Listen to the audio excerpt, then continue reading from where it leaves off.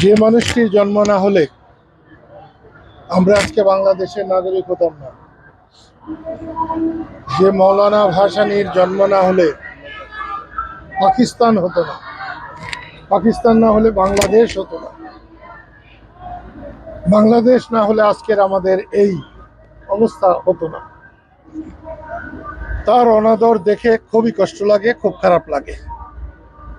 আজকে সকালে যে পত্রিকাগুলো পড়লাম, তেমন কোনো পত্রিকাতেই হুজুর মৌলানা ভাসানীর খুব একটা উল্লেখ নেই।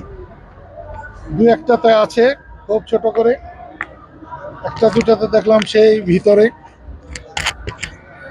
অতি সম্প্রতি বাংলাদেশে একটা মারাত্মক পরিবর্তন হয়েছে।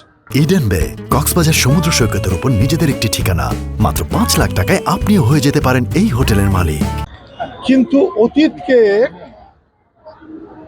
বর্জন করে, অস্বীকার করে এই পরিবর্তন যদি কেউ করতে চায়, তাহলে সে আহাম্মকের স্বর্গে বাস করছে। দুদিন পরে তাদেরকেও এরকম হতে হবে। মানুষ খুব আশা করেছিল, কিন্তু গত এই 3 মাসে মানুষ সে আশার মতো ফল পায় নাই।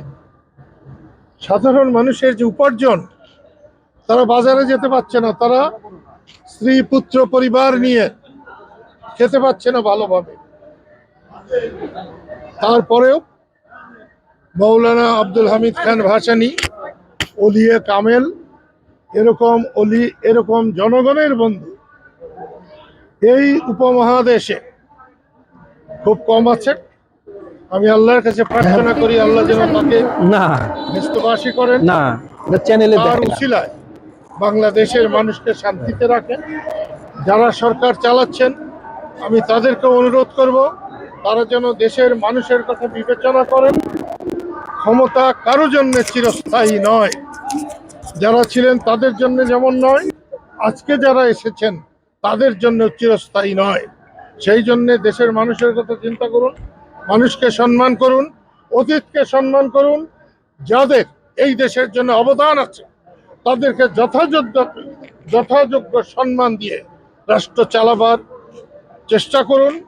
এবং এই সময় আমি বলবো, আমি রাজনীতির সময় রাজনীতি করেছি, আমি এবাদতের সময় এবাদত করেছি, আমি যখন নামাজ পড়ি তখন নামাজই পড়ি। তারপরেও বলছি, এই অলি কামেলের বাজারে দাঁড়িয়ে বলছি, এই দেশের মানুষ চায় গণতন্ত্র, চায় ভোটাধিকার। শেখ হাসিনার এই রকম ন্যাক্কারজনক পতনের প্রধান কারণ, তিনি মানুষের ভোটাধিকারকে সম্মান করেন নাই। পরপর বেশ কয়েকবার মানুষকে সঠিকভাবে ভোট দিতে দেন নাই, যার ফল এটা হয়েছে। এবং দীর্ঘ সময় মানুষকে ভোটাধিকার ছাড়া রাখলে এখন যারা আছে তাদের পরিণত খুব ভালো হবে না, এটাই আমার বিশ্বাস।